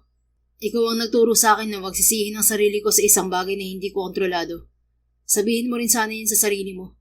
Stop blaming yourself for doing that thing. Wala kang kasalanan, Ira. Nanubig ang mga mata nito at dahan-dahang napangiti sa kanya. Tingin mo, sir? I said, don't call me sir. But yes, yun ang tingin ko. Kahit sinong tanongin mo, sasabihin talaga nilang wala kang kasalanan sa nangyari sa'yo noon, Ira. Kaya sabihin mo sa akin ang pangalan ng ex-boyfriend mo. Saan siya nakatira noon? Sino ang pamilya niya? Kahit konting impormasyon, malaking tulong na. Napahinga ng malalim si Ira. Napakunot tuloy ang noo niya. Ano, hindi mo ba talaga sasabihin, Ira? Naiinip niyang sabi. Bakit pakiramdam ko kaya ayaw mong sabihin sa akin ang pangalan ng ex mo? Dahil gusto mo siyang protektahan laban sa akin. Ha? Hindi Bakit ko siya poprotektahan? I don't know. Maybe you still love him despite what he did to you? Natawa ito. Ikaw talaga, sir? Siyempre hindi. Sinubukan nga niya akong patayin tapos mamahalin ko pa rin. At isa pa, kaya nga siya nagalit sa akin at pinagtangkaan akong patayin noon kasi gusto ko makipaghiwalay. Paano ba naman kasi, bukod sa lasinggero na, drug addict pa? Hindi ko nga alam sa sarili ko kung bakit pinatulan ko yun. Siguro dahil na rin sa ayaw ko lang ng pakiramdam na mag-isa. Nakwento ko na sa'yo na lumaki ako sa ampunan, di ba? Wala akong sariling pamilya. Kaya yun, kung sino-sino na lang ang pinatulan kong lalaki. Mabilis akong ma-attach sa kaunting concern lang nila dahil nga mag-isa lang ako sa buhay. Buti na lang at di nagtatagal nalalaman ko agad ang tunay nilang motibo sa akin. You were never at fault for being lonely, Ira. You were just looking for someone to belong to. Someone who would make you feel loved and safe. Things you deserve but never had growing up. Hindi mali yun. Maling tao lang ang napili mo. It only shows how big your heart is. That you were willing to give people a chance, even when you had nothing yourself. But that man, he didn't deserve even a fraction of what you gave him. Tama ka riyan, sir. Ay, sir na naman ako. Sorry ulit. Natawa siya ng kaunti. Ira, I want his name now. Sige na nga. Sasabihin ko na. Baka isipin mo kasi na hindi pa rin ako nakakapag-move on sa hayop na yon. Ang dali kaya niyang kalimutan. Sira ulo ba naman? Siya si Mark. Mark Nacario ang pangalan niya. Dati siyang nakatira sa Tondo, pero umalis na siya. Hindi ko na alam kung nasan siya ngayon. Wala rin siyang pamilya sa Tondo kaya hindi ko alam kung paano mo siya mahahanap. Malamang nga, bulag na ang isang mata ng walang yang yun ngayon. Well, I can always find ways, Ira. Sapat na ang pangalan at lugar. Simula ngayon, huwag ka nang matakot. Huwag ka nang kabahan tuwing maaalala mo siya. Hindi madaling makaalis sa trauma. Alam ko yan kasi pinagdadaanan ko rin. But thankful to you. Unti-unti ko nalalampasan yun. Kaya dapat ikaw din, ha? Nginitian niya ito ng malumanay. Nakita yun ng dalaga at napangiti na rin ng malapad. Naks naman, napapadalas na yung pagngiti natin, ha? Sana laging ganyan, Stefano. Mas pogi ka kapag nakangiti. Nakakagaan sa pakiramdam. Mas magaan ang pakiramdam mo kapag napahuli ko na yung ex mo. And I hope, kapag nangyari yun, mag-umpisa ka na rin mag-heal. Katulad ko. Magkaiba man ang dahilan, pero pareho tayong nakakulong sa nakaraan at sinisisi ang sarili natin. Let's free ourselves from all the pain and guilt that has been weighing us down for so long. Matagal na napatitig sa kanya si Ira. Nabasa niya sa mga mata nito ang matinding paghanga sa kanya. Napangiti ito ng malapad. Salamat, Sir Stefano. Sandali, bago ka kumontra, gusto ko lang talagang tawagin ka na sir ngayon. Malaki ang respeto ko sa iyo bilang isa sa mga boss ko. At masaya ako sa nakikita ko na palangiti ka na. Masaya rin ako na nakita mo ang pinakatatago ko, na hindi ko naisip na maipapaalam ko pa sa iba. Lalo na sa'yo. Sino bang mag-aakala na yung masungit na Sir Stefano? Kausap ko ngayon ng masinsinan at tinutulungan akong palakasin ng loob ko. Ang saya lang sa pakiramdam. Napangiti pabalik si Stefano. It's nothing compared to everything you've done for me. Wala kang pakialam kahit masungit ako. You stayed with me katulad ng pangako mo. You made me laugh. You made me realize a lot of things, Ira. Kusang nag-angat ang kanyang kamay at inayos ang nakatabing nahibla ng buhok sa pisngi nito. Wala na siyang pakialam kahit ano pa ang isipin ng dalaga sa kanya. Napalunok ito sa ginawa niya, ngunit ngumiti lamang siya lalo. You're a beautiful woman, Ira. Inside and out. You deserve the kind of love that will make you feel safe. Natulala ito sa kanya. Hindi man ito magsalita ay batid niyang apektado ito sa ginawa niya at sa mga salitang binitiwan niya. Pagkatapos ng araw na iyon ay nag-utos na si Stefano na ipahanap ang ex-boyfriend ni Ira. 3 araw bago ito nahanap. Palipat-lipat daw kasi ito ng tirahan dahil nagtatago sa mga pulis. May iba't ibang kaso ito at isa na roon ang pagnanakaw at ang paghawak ng hindi lisensyadong baril. Sa bodega sa mismong likod ng mansyon, dinala ng mga tauhan niya ang ex-boyfriend ni Ira na si Mark. Naroon ito sa isang kwarto at binubugbog ng 2 tauhan niya. Ang mga kamay nito ay nakatali pataas, walang damit pang itaas at tanging pantalon lamang ang suot. Tama na, hindi ko na kaya. Malakas na sigaw ni Mark Nacario. Itigil niyo muna yan. Malamig na utos ni Stefano sa 2 tauhan niya. Tumalima ang mga ito at lumabas muna ng silid. Naiwan silang 2 roon ni Mark. Lubog ang kaliwang mata nito, habang ang kanang mata nito ay namamaga dahil sa pambubugbog dito. Puno rin ng pasa ang bawat parte ng mukha ng lalaki. Ayop ka! Sino ka ba? Ikaw ba nagpadukot sa akin? Gago ka. Pakawalan mo ako rito. Ano bang ginawa ko sa'yo ha? Hindi kita kilala. Umangat ang sulok ng labi niya. Sa akin wala. Pero kilala kong isang taong muntik mo nang patayin noon. At dahil sa'yo, nagkaroon siya ng trauma na hanggang ngayon ay hindi nawawala. Kumunot ang noon nito. Sino naman ha? Pwede bang sabihin mo na lang sa akin nang matapos na to? Binugbog na ako ng mga tao mo. Hindi ka pa ba nakakabawi ha? Ano? Sabihin mo sa akin kung sino. Ira Josefa, your ex-girlfriend. Umawang ang bibig nito sa gulat. Maya-maya ay tumawa ito ng sarkastiko habang panay ang iling. Ang babaeng yon, si Ira. Buhay pa pala yun. Alam mo ba kung bakit ganito ang kaliwang mata ko ha? Siya lang naman ang may gawa nito sa akin. Alam ko. Alam mo? Tapos gusto mo siyang iganti. Teka nga lang, mukhang mayaman ka naman ah. Mukha kang desenteng tao. Pero sa tingin ko, isa kang tanga.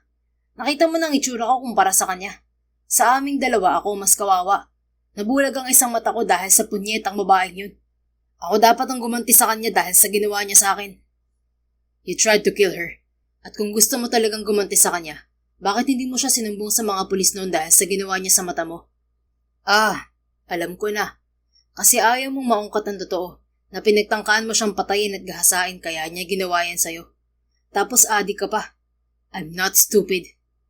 Bumakas ang matinding galit sa mga mata nito. Kaya naman natawa siya ng mapakla. What? Bakit hindi ka makapagsalita? Kasi totoo ang mga sinabi ko. Sino ka ba sa buhay ng babaeng yun ha? Bakit ka nakikialam? At saka hindi mo ba alam na masama itong ginagawa mo? Kumpara sa mga krimen na kinasasangkutan mo, tingin mo, sinong mas masama sa atin?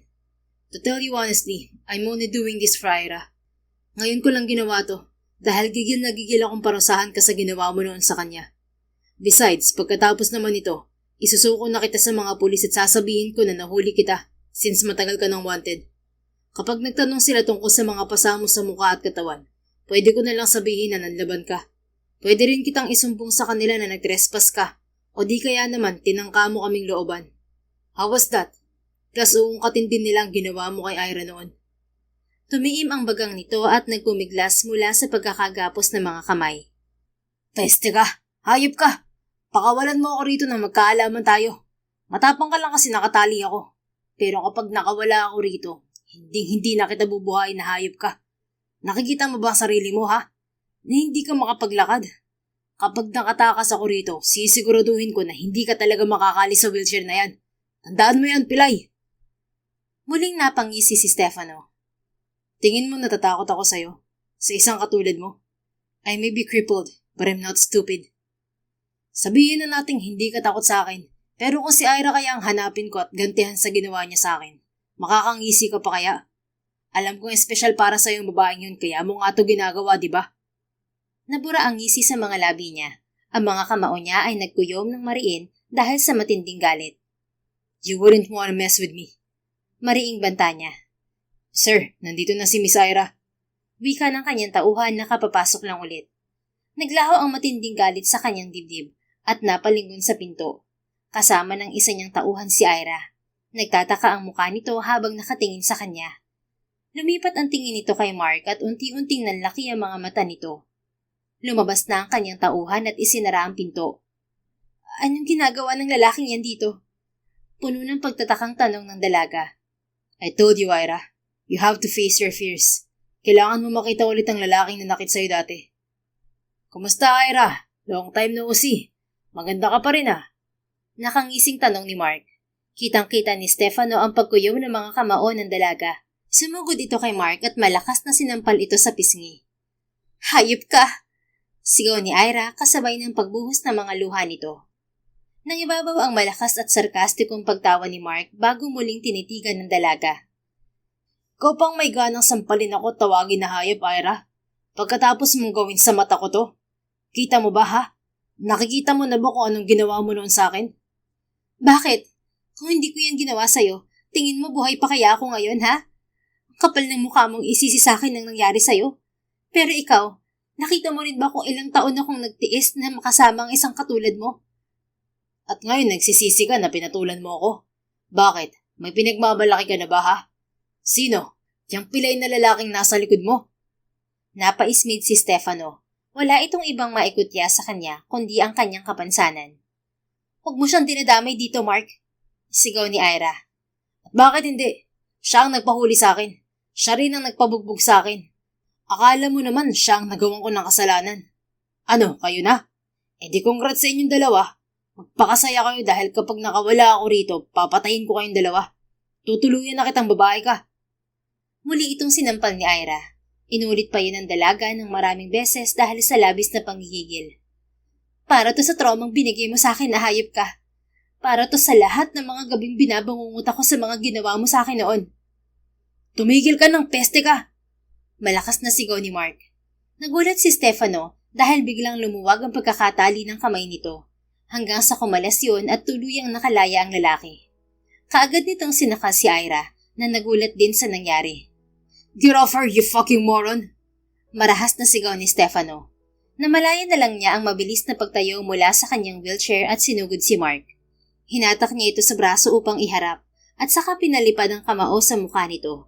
Nabitiwan nito si Ira at bumagsak sa sahig. Hindi pa siya nakontento, inupuan niya ito sa tiyan at paulit-ulit na sinuntok sa muka. Hindi ito makapalag at panay pagmamakaawa na lamang ang nagawa. Bibira pa sana siya ng isa pang suntok, ngunit pinigilan na siya ni Ira. Tama na please! Lumuluhang pakiusap ng dalaga. Tila naglahong parang bula ang matinding galit sa kanyang dibdib nang makita ang pagmamakaawa ni Ira. Nang tingnan niya ulit si Mark ay wala na itong malay. Tinulungan siyang makatayo ni Ira at tiningnan siya mula sa kanyang muka pababa sa kanyang mga tuhod. Stefano, totoo ba't ang nakikita ko ngayon? Nakakatayo ka na? Bakas ang tuwa sa mga mata na tanong nito. Sa kabila ng paghabol ng hininga ay nagawa niyang ngitian ng dalaga. It's been 2 weeks, Ira. 2 linggo na akong nakakapaglakad ng maayos. Ha? Gulat niyang bulalas. Naputo lang anumang mga sasabihin nito nang pumasok ang dalawa niyang tauhan. Binalingan niya ang mga to. Bakit ang tatagal niyo? This idiot almost killed Ira. Paninermo niya sa mga to. Kunin niyo na siya at dalhin niyo na sa mga pulis. Susunod ako sa inyo. And one more thing, wag na wag yung babanggitin to kay Tita Kelly. I don't want to stress her out. Kung makita man kayo ng mga maid, wag niyo silang pansinin. Nakausap ko na sila na wag magsasalita. Naintindihan niyo ba? Opo, Sir Stefano. Tugon ng isa niyang tauhan. Maya-maya, nakaalis na ang mga ito habang akay-akay ang hilong si Mark. Naiwan silang dalawa roon ni Ira. Bakas pa rin ang pagkagulat sa mga mata nito habang nakatitig sa kanya. Gusto mo bang magtanong? Go ahead, Ira. Malumanay na wika niya at saka namulsa. Bumaba muli ang tingin nito sa kanyang tuhod. Hindi ako makapaniwala. Talaga bang 2 weeks ka nang nakakapaglakad? Bakit hindi ko alam? Si Miss Kelly, alam din ba niya? Walang nakakaalam, Ira. Ikaw ang unang nakaalam. Hindi mo nga dapat nalaman to eh. Kaya lang, hindi pwedeng pinoorin lang kita kanina habang sinasakal ka ng lalaking yun. Kumunot ang noo nito at tila naguluhan. Teka nga, pwedeng pakilinaw kung bakit hindi ko dapat malaman na nakakapaglakad ka na? Kung alam ko lang sana, matutuwa ako para sa'yo. You don't understand, Ira. Talagang hindi ko maintindihan, Sir Stefano. I said don't call me that. Wala na akong pakaalam. Gusto ko lang malaman kung bakit kailangan mong itago sa akin yan. Ako ang caregiver mo. Ano? Nagpapanggap ka lang nitong nakaraan ng 2 linggo? Apparently, yes. You can say that. Napaawang ang bibig nito. Grabe ka. Hindi kita gets. Bakit? Ipaliwanag mo nga kasi. Napangiti siya at napabuntong hininga. Simple lang naman ang sagot ko sa mga tanong mo. Oh, bakit ayaw mo pang ang sagutin? Before that, you must brace yourself. Baka hindi mo kayanin ang isasagot ko sa'yo, Ira. Ano ka ba? Kahit ano pa yan, kayang-kaya kong isingkin sa utak ko yan. Ano ba kasi ang dahilan? Napangiti siya lalo at humalukip-kip. Fine. Ayokong malaman mo na kaya ko nang maglakad mag-isa dahil ayokong umalis ka, Ira. Ganun na lamang ang panlalaki ng mga mata nito. Napakapit ito sa pader na nasa gilid nito dahil tila nawalan ng lakas ang tuhod nito. Hey, are you okay? Natatawang tanong niya rito. Ayos lang ako, Stefano. Nabigla lang ako. I told you to brace yourself. Sinabi ko na sa'yo na baka hindi mo kayanin ang isasagot ko. Napalunok ito at napaiwas ng tingin. Ano ba naman kasing klaseng sagot yan? You asked me and I gave you a decent answer. Tapos magugulat ka ng ganyan? Okay, fine. Let me just get to the point here. Ayokong malaman mo na nakakapaglakad na ako dahil ayokong mawalan ka ng dahilan para magstay at talagaan ako. I want your presence. Ayokong mawala ka sa tabi ko, Ira. Muli ito napalunok. Tila hindi na kinakaya ang init ng mga titig niya rito. Hindi ko pa rin get, Sir Stefano. Napairap siya. Ikaw ang tatanungin ko, Ira. Bakit ayaw mo mawala sa tabi mong isang tao? Kasi gusto mo siyang makasama palagi? Yes, ano pa? Kasi mahal mo? Umangat ang sulok ng labi niya. I hope nasagot na ang tanong mo, Ira. Napakurap-kurap to. Mahal mo ko? Yes. May problema ka ba ron? Umawang ang bibig nito, ngunit muling nagsara. Tila kay damin ditong nais sabihin, ngunit walang maapuhap na salita. Natawa tuloy siya. Relax, Ira. I just confessed my feelings for you. Parang mauubusan ka na ng hininga. Ikaw naman kasi, nakakagulat yung mga sinasabi mo. Itong puso ko parang sasabog na sa lakas ng kabog. Natural lang yan. Ganyan din ako tuwing kasama kita, Ira. Teka, seryoso ka ba sa sinabi mo? Kailan ba ako nagbiro sa'yo, Ira? Pero, bakit? Anong bakit? Bakit mamahal kita? Oo, kasi naman, caregiver mo lang ako. Tapos nasusungitan mo pa ako palagi. Correction. Noon yun. Nag-iba na ang pakikitungo ko sa'yo habang tumatagal. Kung alam mo lang kung paano mo binago ang pananaw ko. You healed me, Ira. In a way that no one could ever do to me. Napatitig sa mga mata niya si Ira. Bakas man ang pagkalito, ngunit nakikita niya ang pagkislap ng saya sa mga mata nito. Kaya ba ginawa mo to para sa akin, Stefano? Tanong nito. Itong pagpapahanap mo sa ex ko, kaya ba ginawa mo to kasi mahal mo ko? Napangiti siya ng malapad at masuyong hinawakan ng pisngi nito. Stop getting confused, Ira. Just focus on one thing. Kung ano man ang mga tanong sa isip mo ngayon, iisa lang ang sagot dyan. Mahal kita. Walang ibang paliwanag. Basta mahal kita at handa akong gawin lahat para sa'yo. Unti-unting napaluha si Ira. Nag-alala tuloy si Stefano. Hindi niya kasi batid ang nararamdaman ng dalaga para sa kanya. Natatakot siya na hindi nito tanggapin ang pagmamahal niya. Akala ko naman ako lang. Lumuluhang wika nito. Nakangiti na. Napakunot ang noo niya. What do you mean? Akala ko ako lang ang nagmamahal sa'yo, Stefano. Sino ba naman kasing hindi mahuhulog sa'yo? Ang gwapo-gwapo mo. Kahit masungit ka, makatao ka pa rin. Saka nito mga nakaraang linggo, pinapakita mo sa akin na concern ka. Lalo na nung gabing nag-breakdown ako tungkol sa trauma ko. Tapos tong mga ginawa mo para mahuli si Mark. Alam mo bang ang lakas mga pogi points na mga ginagawa mo na to? Nakakainis ka. Natawa si Stefano. Sa labis na tuwang nararamdaman, ay niyakap niya ito ng mahigpit. Hindi rin nagtagal at naramdaman niya ang pagyakap nito pabalik. Thank you, Ira, for staying with me at my worst. I promise to be a better person for you. Just don't leave me. Stay with me always. At ipapangako ko sa iyo na hindi ka magsisisi na minahal mo ko. Marahan siya nitong hinampas sa balikat at saka kumalas. Umiiyak na pala ito sa labis na tuwa. Siyempre hindi ako aalis sa tabi mo. Palagi ko ang hinihiling gabi-gabi na sana hindi na ako umalis sa mansyon na to dahil sa iyo eh. At huwag ka nga magsalita na parang ang swerte-swerte mo na minahal kita. Ako ang swerte sa ating dalawa. Isang simpleng babae lang ako, Stefano. Walang maipagmamalaki. Walang pamilya. Lumaki sa ampunan at mapapangasawa ko balang araw. Putol niya sa mga sinasabi nito.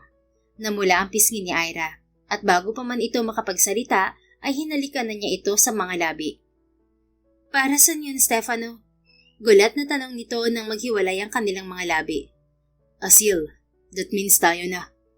Nanlaki ang mga mata nito. Ha? Ayaw mo ba? I mean, I already cleared myself to you. I love you, Ira. At sinabi mo na rin sa akin na mahal mo ako. Patatagalin pa ba natin? Kung gusto mo naman maranasan na ligawan, don't worry. Pwede pa rin kitang ligawan kahit official na tayo.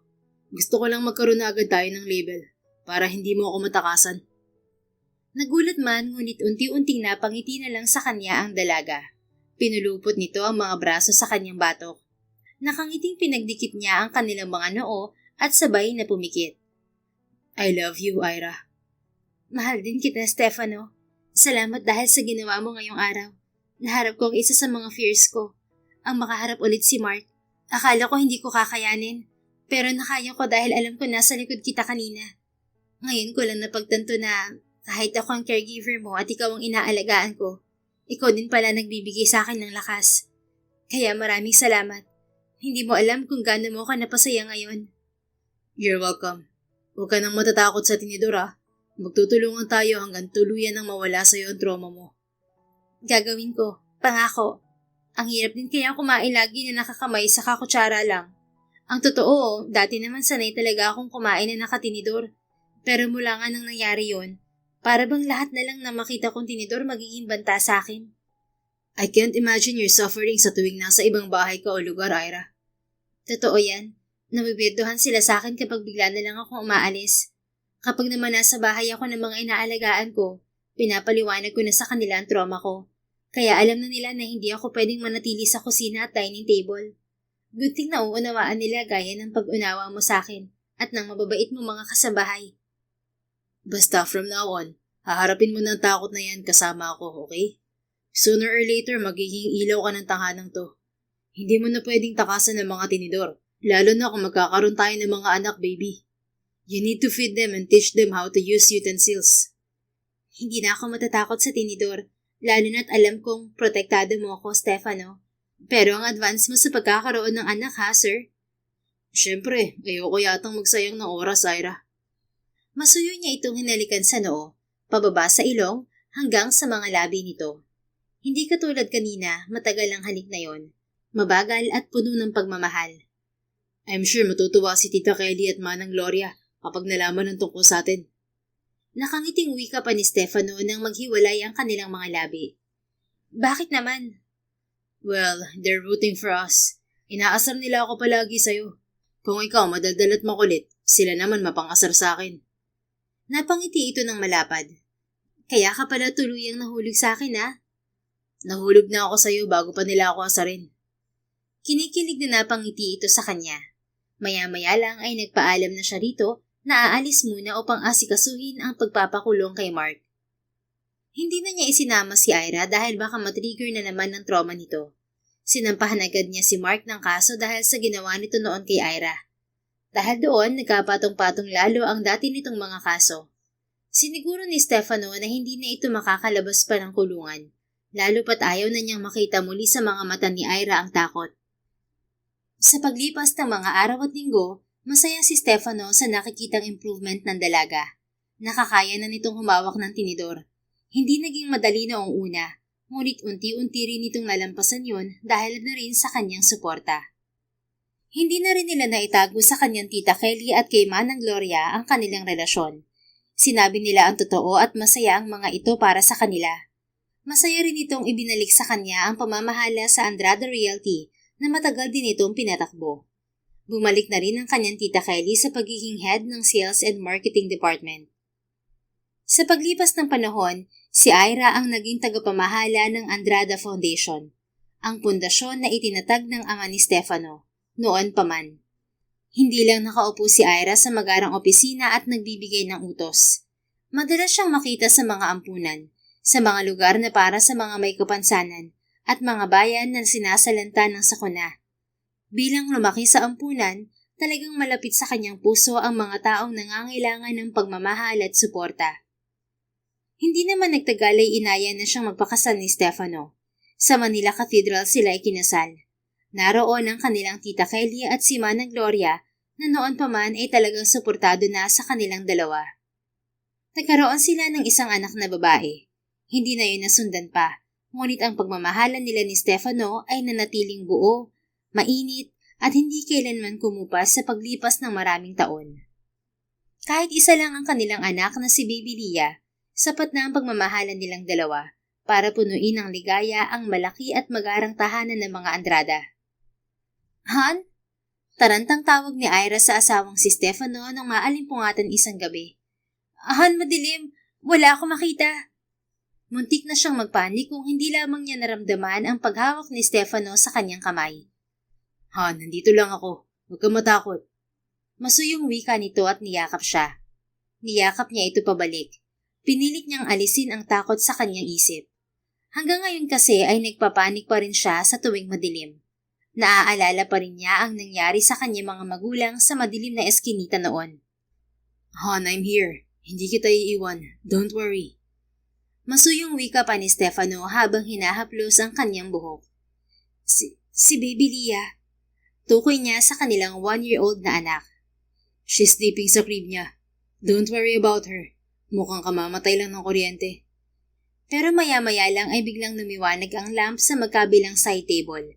Tanda na bumalik na ang kuryente. Nakahinga ng maluwag si Ira. Kumalas siya mula sa pagkakayakap sa asawa. Nakangusong tinitigan niya ito. Han, sorry. Hanggang ngayon takot na takot pa rin ako sa dilim. Naistorbo ko tuloy ang tulog mo. Napangiti ng malapad si Stefano at hinalikan siya sa noo. Ano ka ba? Don't worry about me. Sanay na ako sa'yo. Sanay na rin ako na hindi tayo nagpapatay ng lamp kapag natutulog. Kahit sanay ako noon na matulog na patay ang ilaw, binago kong kinasanayan ko. Para sa'yo. You know I could do anything for you, Han. At saka alam ko naman na hanggang ngayon, takot ka pa rin sa dilim. At naiintindihan kita. Hindi ako nagrereklamo. Napanguso siya lalo. Hindi naman siya ganon kapag nasa trabaho. Ngunit kapag kasama niya ang asawa, ay tila siya isang bata na palaging gusto ng lambing mula sa asawa. Han, thank you ah. Piningot nito ang ilong niya. Nagulat tuloy siya at marahan itong hinampas sa balikat. Ano ka ba? Nakangusong reklamo niya. Tinawanan naman siya nito. Nakailang thank you ka na kasi, Ira. Hindi ba pwedeng ginagawa ko lang ang lahat para maging masaya at komportable ang asawa ko? Hindi ba ganun naman dapat? Remember the vows I said on our wedding day? Na kahit anong mangyari, hindi ako mapapagod sa iyo, Han. Ganun kita kamahal. Naluluhang napangiti siya rito. Sinubsob niya ang kanyang sarili sa dibdib nito. Han? Tawag ni Ira ng mahina. Sagot nito habang masuyong hinahaplos ang kanyang likod. Mahal na mahal kita. Higit pa sa lahat na kaya kong sabihin o ipakita. Hinalikan nito ang tuktok ng buhok niya at hinatak pa siya lalo palapit. Mahal na mahal din kita, Han. Higit pa sa sarili kong buhay. Sige na, matulog ka na ulit. Nandito lang ako. I won't leave you. Hinatak na siya nito pahiga sa malambot na kama. Dahan-dahan siyang pumikit. Pakiramdam niya ay ligtas na ligtas siya. Naglaho na ang kanyang pangamba. Dahil alam niya, hanggat hawak niya ang kamay ni Stefano at hanggat kasama niya ito, hindi na siya muling matatakot pa. Dahil sa kanilang wagas na pagmamahalan, may pagmamalaki niya yon sa kanilang anak balang araw, na ang kanilang kwento ng pag-ibig ni Stefano ay hindi lamang isang simpleng kwento ng pagmamahalan, kundi isang patunay na ang tunay na pag-ibig ay may kakayahang magbago, magpagaling at magpatatag ng isang tao, na kahit anuman ang mangyari, mayroon at meron kang makakasama hanggang sa huli. The end. If you enjoyed this story, please don't forget to like, subscribe, comment, and share. Your support helps us reach more people and spread the love. Thank you for tuning in, and we're looking forward to seeing you again soon. In the meantime, please take care and may God bless you always.